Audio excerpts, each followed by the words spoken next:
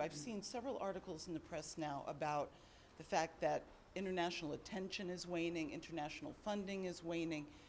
That could not be further from the truth. We know from the UN and from the government that there is funding that has remained. The U.S. just gave 18 million more for food aid not that long ago. Other donors are there.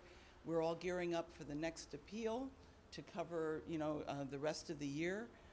So I want to try to put that misinformation to rest.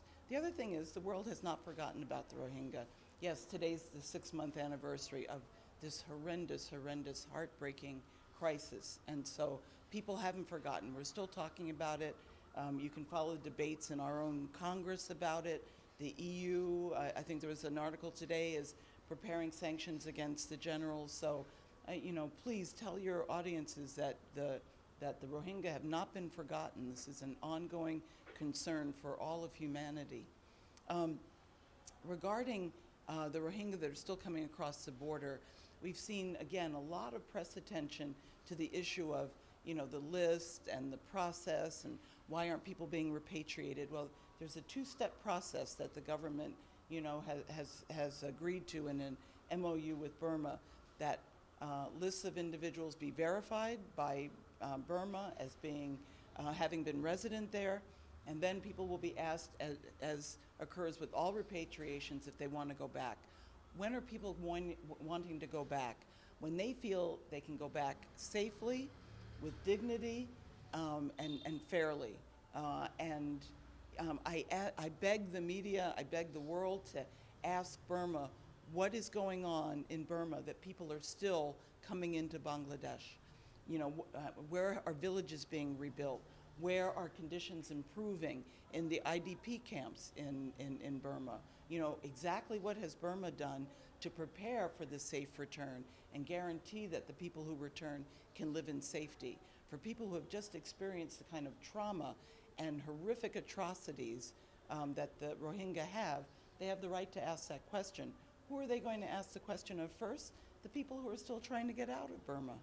So I don't know what the actual numbers are, but I understand there has never been a stoppage of people coming across the border. But we see that the Myanmar side actually, they are making the process actually difficult for repatriation. As last week we saw that they are demolishing the villages where the Rohingya were living. So they are making the process difficult for repatriation. Well, but do we have any plan to create pressure or embargo on? We are, and we are going to continue to create pressure. We already have. That's right. We already have an embargo on Burma.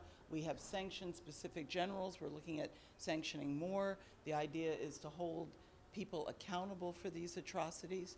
But also, when asked about the bulldozing, the Burmese government has said they're simply readying the villages for rebuilding.